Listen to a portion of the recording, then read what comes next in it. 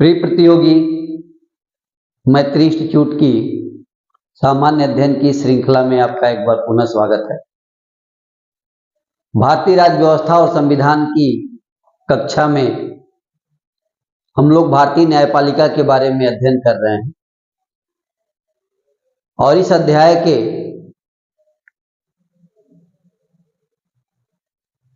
17वें दिन के या 17वीं क्लास में या भाग 17 में हम लोग राजस्व न्यायालय की बात करेंगे, बोर्ड ऑफ रेवेन्यू की बात करेंगे और केवल बोर्ड ऑफ रेवेन्यू की बात नहीं करेंगे बल्कि रेवेन्यू से संबंधित, राजस्व से संबंधित जो भी न्यायिक व्यवस्था है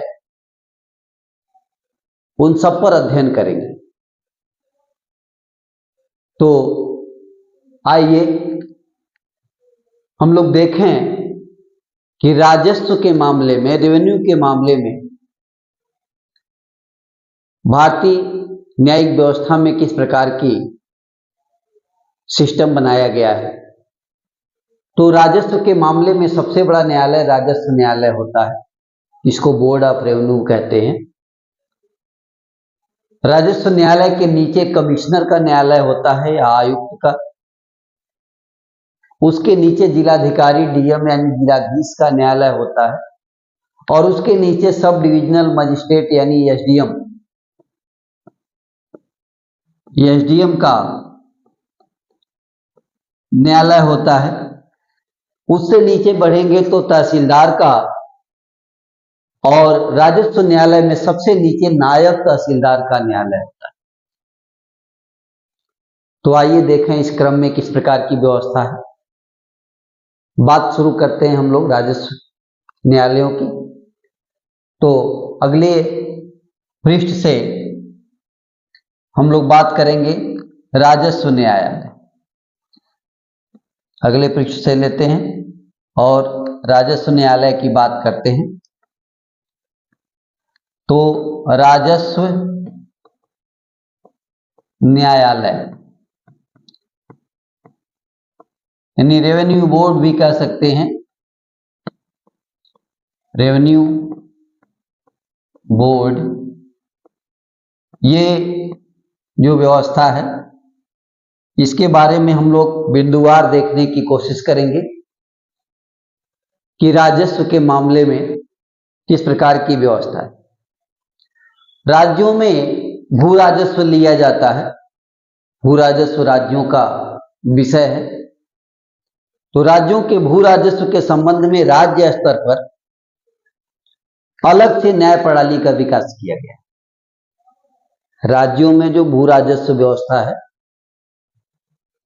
इसके लिए अलग से राज्यों में भू राजस्व न्यायिक व्यवस्था या न्याय प्रणाली का विकास किया गया है और इस न्याय प्रणाली में राजस्व मंडल, राजस्व परिषद सबसे ऊंची न्यायालय होता है और नायब तहसीलदार का न्यायालय सबसे निचली अदालत होती है इस मामले में।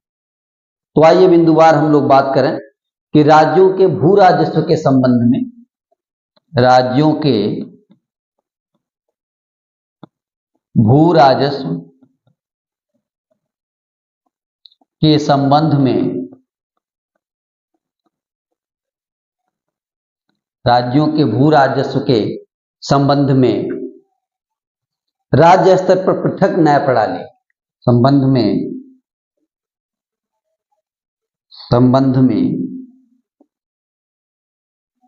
राज्य स्तर पर पृथक, अलग से पृथक न्याय प्रणाली का विकास किया गया। पृथक न्याय प्रणाली का विकास किया गया है। तो ध्यान रहे कि आपने इसके पहले पढ़ा भी है कि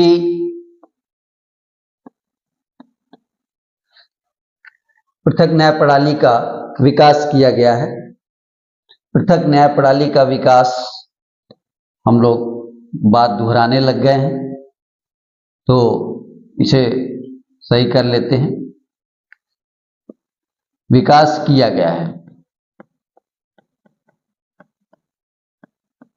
अब राजस्व के मामले में जो सबसे ऊपरी स्तर राजस्व मंडल है, इसमें सबसे ऊपरी स्तर ये क्या है?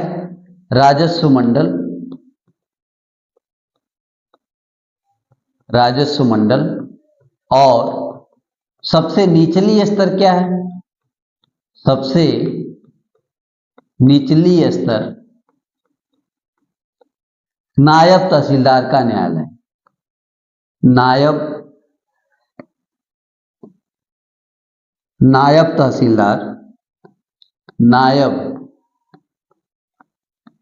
तहसीलदार का न्यायालय है। तो यही व्यवस्था है रेवेन्यू को लेकर के, राजस्व को लेकर के। तो आपने देखा कि राजस्व को लेकर के क्या व्यवस्था है। तो सबसे ऊपरी जो अदालत है उसका नाम है राजस्व मंडल, और सबसे निचली अदालत जो है उसका नाम है नायब तहसीलदार का न्यायालय। तो आइए बात शुरू करते हैं हम लोग राजस्व मंडल से। तो अगले पृष्ठ पर चलते हैं और बात करते हैं राजस्व मंडल। राजस्व मंडल इसी को कहते हैं board of revenue. Board of revenue. राजस्व मंडल क्या? प्रत्येक राज्य में एक राजस्व मंडल है। इसके बारे में बिंदुवार सूचनाएं क्या है कि प्रत्येक राज्य में एक राजस्व मंडल है। ठीक है, प्रत्येक राज्य में राजस्व मंडल है।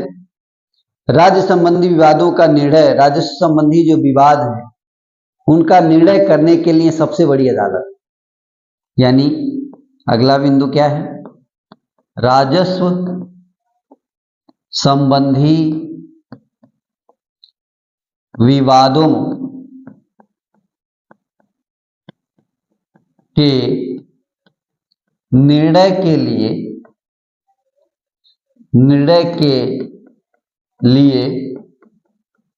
सबसे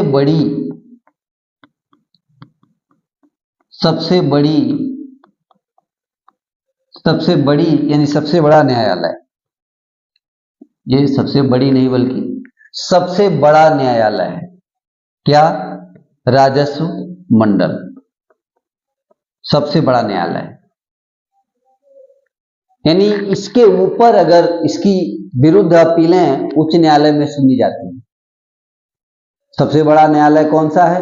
राजस्व मंडल सबसे बड़ा न्यायालय है। इसके विरुद्ध अपीलें कहां सुनी जाएंगी? इसके बाद तब फिर उच्च न्यायालय में जाना।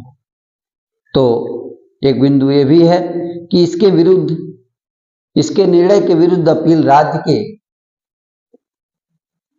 इसके निर्णय के विरुद्ध अपील राज्य के उच्च न्यायालय में किया जा सकता है। राज्य के उच्च न्यायालय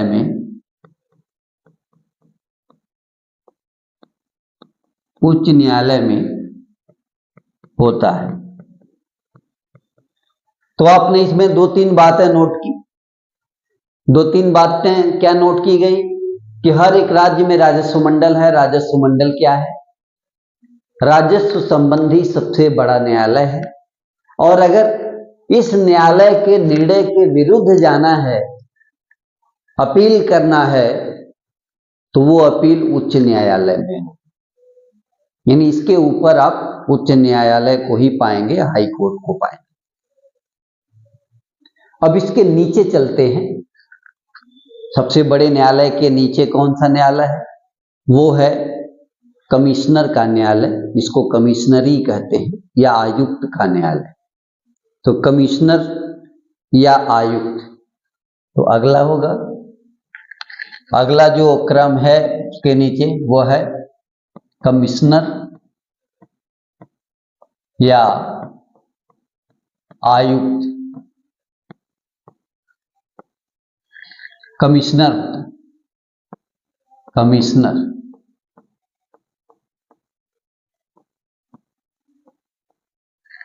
तो कमिश्नर की न्यायालय है। भू राजस्व का जो मामला होता है उसमें राजस्व मंडल के नीचे कमिश्नर का न्यायालय होता है और कमिश्नर के न्यायालय के विरुद्ध अपीलें राजस्व मंडल में सुनी जाती हैं। कमिश्नर का न्यायालय जिलाधीश के न्यायालय के ऊपर होता है, जिलाधीश के न्यायालय के ऊपर होता है। यानी भू राजस्व या मालगुजारी संबंधी कार्य के लिए, आइए इसमें बिंदुवार नोट करें कि भू राजस्व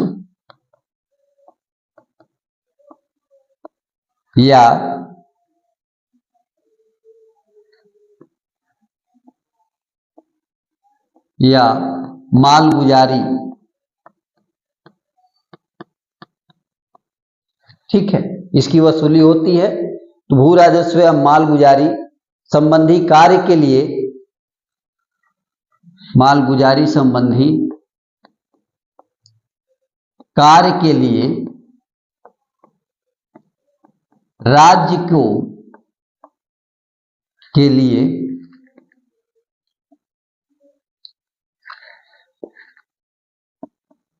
राज्य को या राज्यों को कई कमिश्नरियों में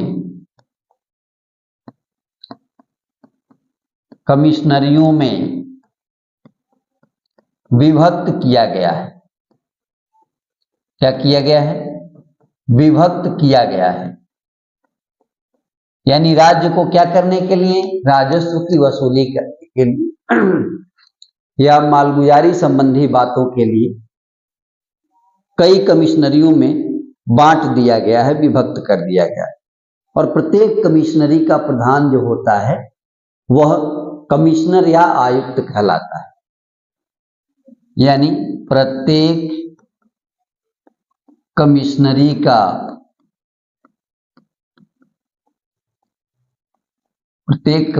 का प्रधान कमिश्नर या आयुक्त कहलाता है। ये बात क्लियर हो गई कि कमिश्नरी में बांट देंगे। कमिश्नरियों का जो प्रमुख हो,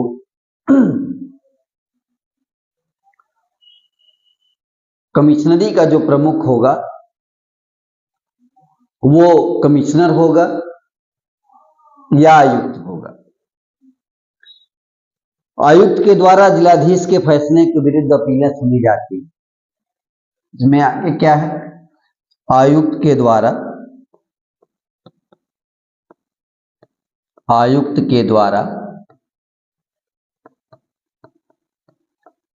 जिलाधीश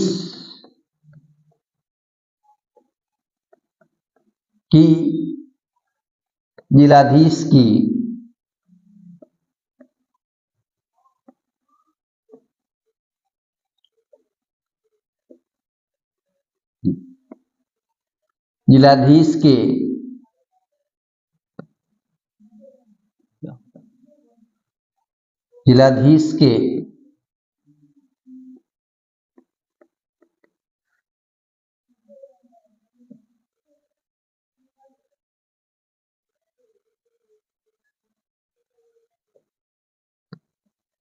निर्णय के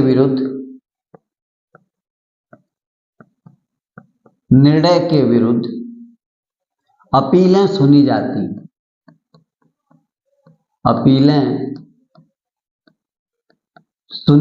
हैं। तो ये क्या देखा कि आयुक्त के द्वारा जिलाधीश के निर्णय के विरुद्ध क्या किया जाएगा, अपील सुनी जाती है और आयुक्त के फैसले के विरुद्ध अपील राजस्व न्यायालय में सुनी जाती है। और यहाँ क्या करेंगे, आयुक्त के फैसले के विरुद्ध अपील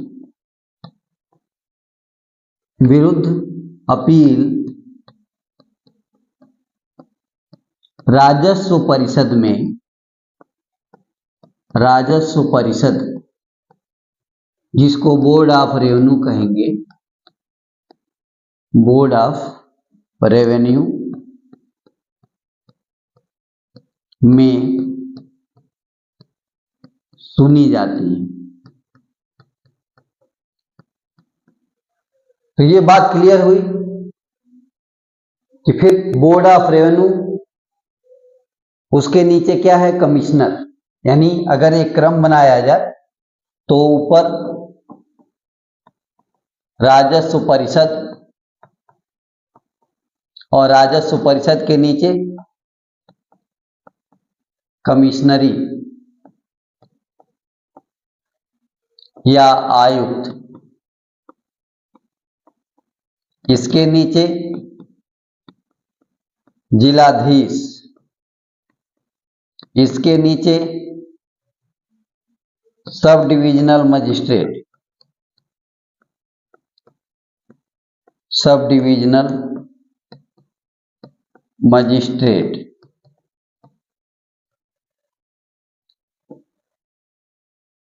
उसके भी नीचे तहसीलदार और इसके नीचे नायब तहसीलदार। तो ये क्रम देखेंगे तो ऐसे बनेगा कि सबसे बड़ी व्यवस्था जो है वो क्या है, सबसे बड़ी जो व्यवस्था है वो राजस्व परिषद की है, उसके नीचे कमिश्नर हैं, उसके नीचे जिलाधीश हैं, उसके नीचे सब डिविजनल मजिस्ट्रेट, उसके नीचे तहसीलदार और सबसे नीचे नायब तहसीलदार। इस प्रकार का जो क्रम है वो इस प्रकार का है, ऐसे इसको देख सकते हैं। तो कमिश्नर के बाद हमें कहाँ चलना होगा, जिलाधीश के पास चलना होगा। तो आइए अगले पृष्ठ पर,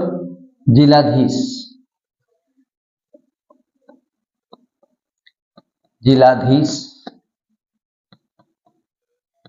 जिसको डिस्ट्रिक्ट मजिस्ट्रेट या कलेक्टर कहें, कलेक्टर या और क्या कहेंगे, डीएम, डिस्ट्रिक्ट मजिस्ट्रेट, एक ही बात है। तो अब कमिश्नरी के नीचे जिलाधीश का न्यायालय है, जिलाधिकारी का न्यायालय है।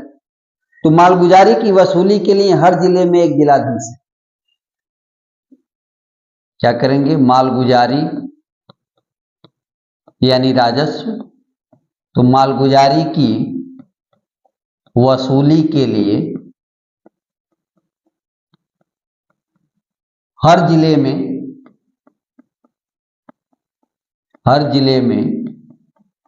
एक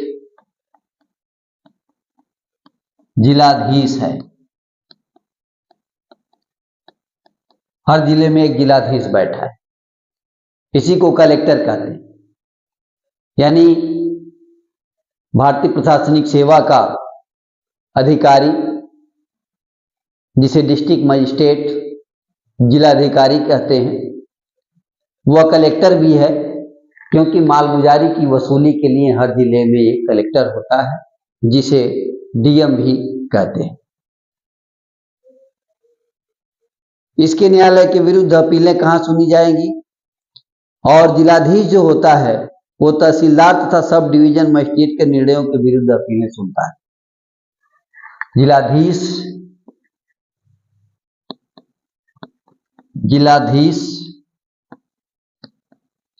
तहसीलदार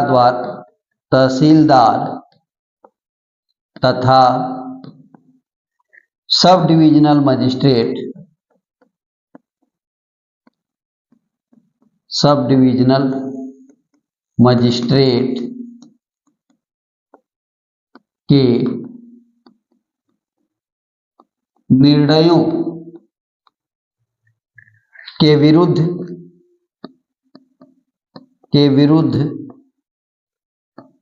अपीलें सुनता है, अपीलें सुनता है। और इसके विरुद्ध अपीलें कौन सुनेगा? जिलाधीश के विरुद्ध अपील कौन सुनेगा? तो जिलाधीश के विरुद्ध अपील सुनेगा कमिश्नर। तो इस तरह से हर जिले का एक जिलाधीश है और यह तहसीलदार तथा सब डिविजनल मजिस्ट्रेट यानी एसडीएम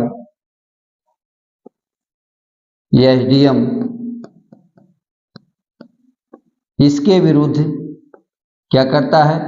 अपीलें सुनता है। ये हो गया जिलाधीश यानी कलेक्टर। इसके नीचे जो है वह है sub divisional magistrate, sub divisional magistrate यानी एसडीएम। तो आइए इसके नीचे चलें और देखें sub divisional magistrate, sub divisional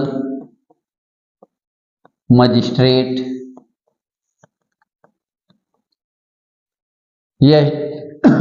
SDM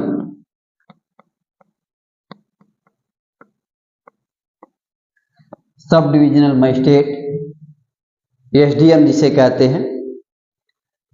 तो इस तरह से जिले को कई डिवीजन में बांटा जाता है। एक जिले को कई डिवीजनों में बांटा गया रहता है, तो जिला कई सब डिविजनरी में बटा होता है। आइए थोड़ा जिले को जानें कि जिला ये है कई सब डिवीजनों में बटा होता है।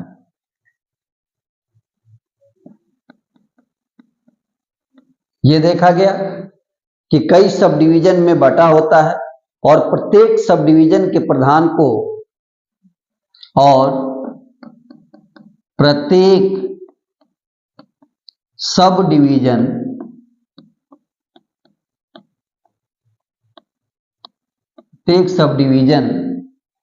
के प्रधान को sub divisional magistrate, sub divisional magistrate यानी एसडीएम कहते हैं। तो ये बात क्लियर हुई कि प्रत्येक जिले में कई सब डिवीजन हैं। अब सब डिवीजन का जो हेड है वो कौन है? सब डिविजनल मजिस्ट्रेट यानी कि उप जिलाधिकारी भी इसे कहते हैं। ये जिलाधीश के अधीन रहते हुए, इनके बारे में और क्या है, ये जिलाधीश के अधीन रहते हुए, जिलाधीश के अधीन रहते हैं लोग। और जिलाधीश के अधीन रहते हुए क्या क्या कार्य करते हैं? तो जिलाधीश के अधीन रहते हुए सब डिवीजन में राजस्व के मामलों की सुनवाई, सब डिवीजन में राजस्व के मामलों की सुनवाई। देखिए एक काम किया कि राजस्व के मामलों की सुनवाई करेंगे और केवल राजस्व के मामलों की सुनवाई नहीं करेंगे, शांति व्यवस्था भी स्थापित करेंगे तथा शांति व्यवस्था संबंधी कार्य करते हैं, तथा शांति व्यवस्था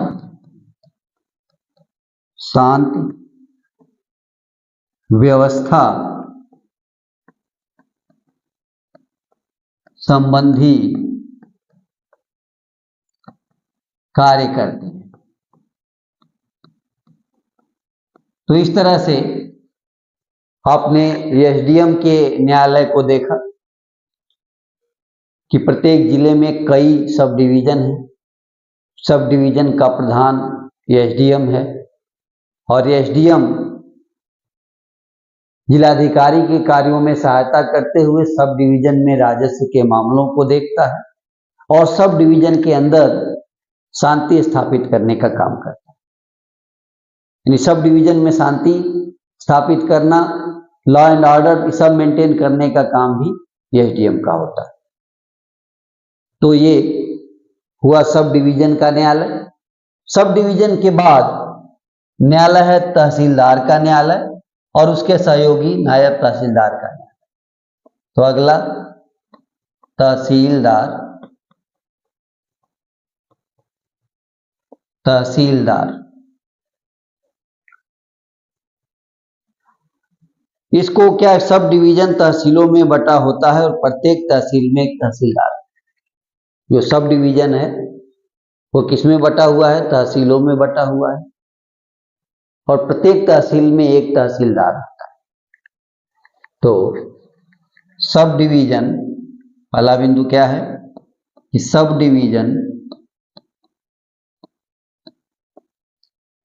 तहसीलों में बटा होता है। तहसीलों में बटा होता है और इसका प्रमुख तहसीलदार होता है।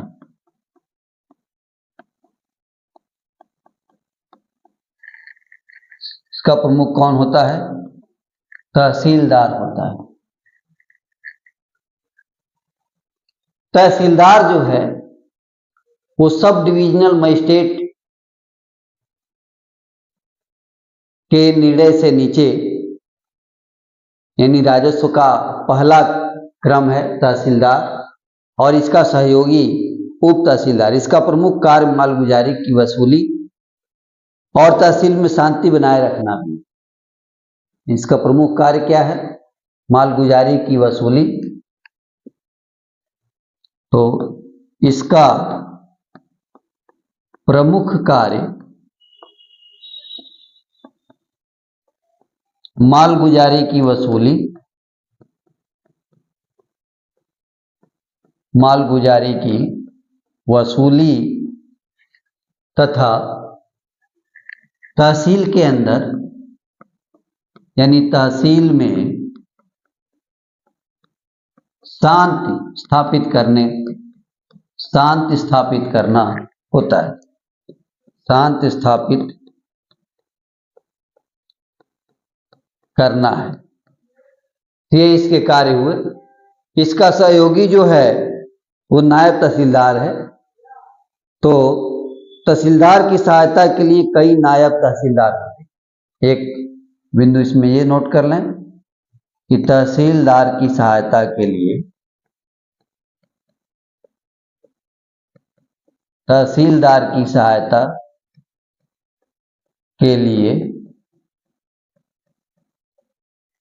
कई नायब तहसीलदार होते हैं। कई नायब तहसीलदार होते हैं। तो ये हुआ राजस्व न्यायालयों का क्रम कि भारत में और भारत के राज्यों में किस प्रकार से राजस्व का जो न्यायिक क्रम है, राजस्व की जो न्यायिक व्यवस्था है वो किस प्रकार संचालित होती है। तो इस प्रकार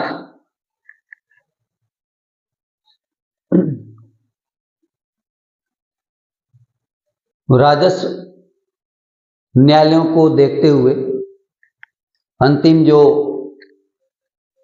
न्यायालय है वो नायब तहसीलदार का न्यायालय। आइए इसे दोबारा से रिवाइज करके आज की कक्षा को समाप्त करते हैं। आज हमें बात करनी थी राजस्व न्यायालय को लेकर के, राजस्व में कितने प्रकार के न्यायालय राजस्व को लेकर के हैं, तो इसमें कमिश्नर या आयुक्त का न्यायालय, सबसे ऊपर राजस्व का न्यायालय, राजस्व न्यायालय यानी बोर्ड ऑफ रेवेन्यू या राजस्व परिषद जिसे कहते हैं। इसके बाद कमिश्नर या आयुक्त का न्यायालय है। इसके बाद जिलाधीश यानी जिलाधिकारी डीएम का न्यायालय है। इसके पश्चात सब डिवीजन मजिस्ट्रेट और उसके पश्चात तहसीलदार और अंतिम में नायब तहसीलदार की न्यायालय। तो आइए इसको क्रम से हम लोग देखते हैं। बात होनी थी राजस्व न्यायालय का रेवेन्यू बोर्ड। इसके बारे में लिखा गया कि राज्यों में भू राजस्व के संबंध में राज्य स्तर पर अलग से न्याय प्रणाली विकसित की गई। किस मामले में? भू राजस्व के मामले में, रेवेन्यू के मामले में, राजस्व के मामले में। इसमें सबसे ऊपरी स्तर पर जो अलग से न्याय प्रणाली विकसित की गई, इसमें सबसे ऊपरी स्तर पर राजस्व मंडल है। सबसे ऊपरी स्तर पर क्या है? राजस्व मंडल है। और सबसे निचली स्तर पर नायब तहसीलदार का न्यायालय। सबसे ऊपरी स्तर पर राजस्व मंडल और सबसे निचली स्तर पर नायब तहसीलदार का न्यायालय। तो बात शुरू करते हैं हम लोग राजस्व मंडल से, बोर्ड ऑफ रेवेन्यू से। राजस्व मंडल, बोर्ड ऑफ रेवेन्यू, राजस्व परिषद भी कहते हैं। क्या कहते हैं? राजस्व परिषद, बोर्ड ऑफ रेवेन्यू। हर राज्य में एक राजस्व मंडल है, बोर्ड ऑफ रेवेन्यू है। हर एक राज्य में क्या है? एक राजस्व मंडल है। और राजस्व संबंधी जो विवाद होते हैं उनके निर्णय के लिए सबसे बड़ा न्यायालय, राजस्व संबंधी विवादों के निर्णय के लिए सबसे बड़ा न्यायालय है क्या? राजस्व परिषद या राजस्व मंडल। इसके विरुद्ध अगर अपील की जाती है, इसके विरुद्ध अगर अपील करना हो तो वो उच्च न्यायालय में होता है। किसके विरुद्ध? राजस्व मंडल के विरुद्ध। जो राजस्व के मामले में सबसे बड़ा न्यायालय है, उसके विरुद्ध अगर अपील होगी तो वो उच्च न्यायालय में होगी, हाई कोर्ट में। ये रहा आपका राजस्व मंडल। इसके नीचे चलेंगे तो मिलेगा कमिश्नर यानी आयुक्त का न्यायालय। तो कमिश्नर की न्यायालय, कमिश्नर का, आयुक्त का न्यायालय।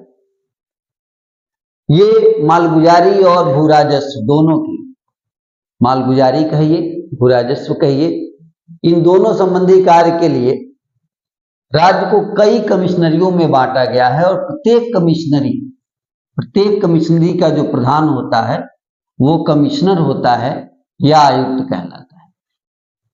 प्रत्येक कमिश्नरी का प्रधान कमिश्नर या आयुक्त कहलाता है।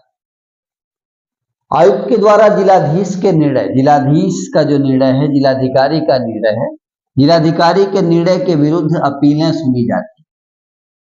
यानी कमिश्नर जो है वो डीएम के, जिलाधिकारी के निर्णय के विरुद्ध अपीलें सुनता है। आयुक्त के फैसले के विरुद्ध अगर अपील होनी है तो वो राजस्व परिषद में, कहाँ होगी? बोर्ड ऑफ रेवेन्यू में होगी। आयुक्त के फैसले के विरुद्ध अपील बोर्ड ऑफ रेवेन्यू में, बोर्ड ऑफ रेवेन्यू के फैसले के विरुद्ध अपील उच्च न्यायालय।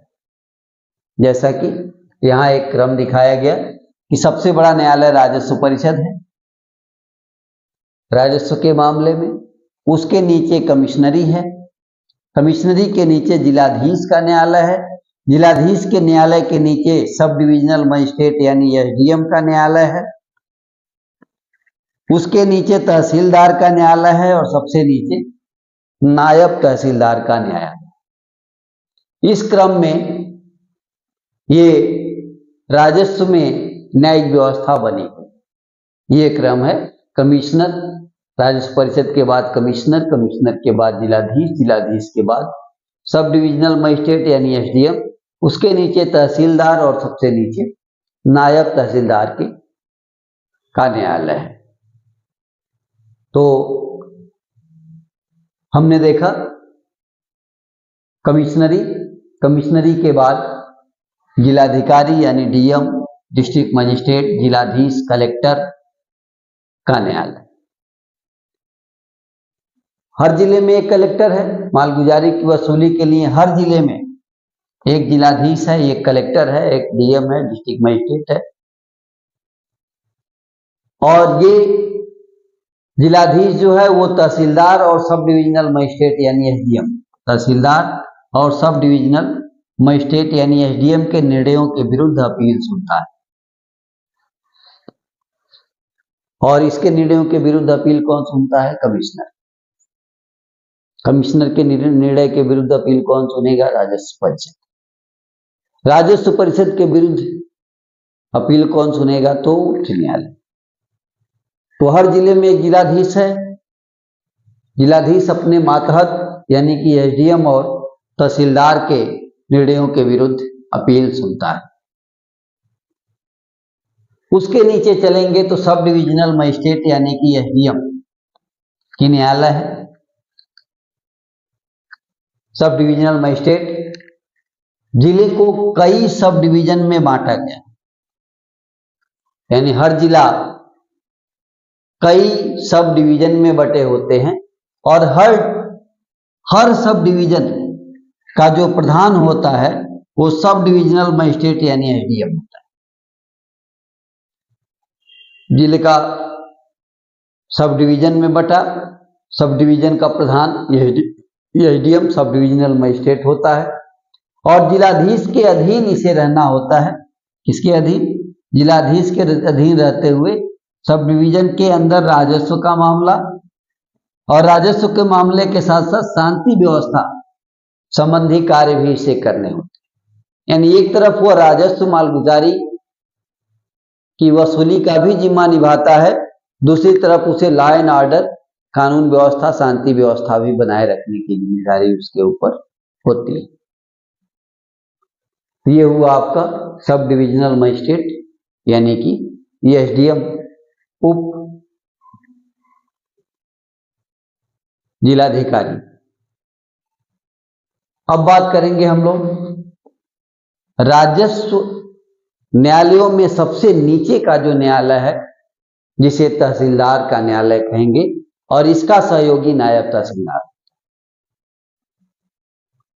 तो हर सब डिवीजन में यानी सब डिवीजन तहसीलों में बांट दिया जाता है, तहसीलों में बटा होता है और तहसीलों का प्रमुख तहसीलदार होता है। तहसीलों का प्रमुख कौन होगा?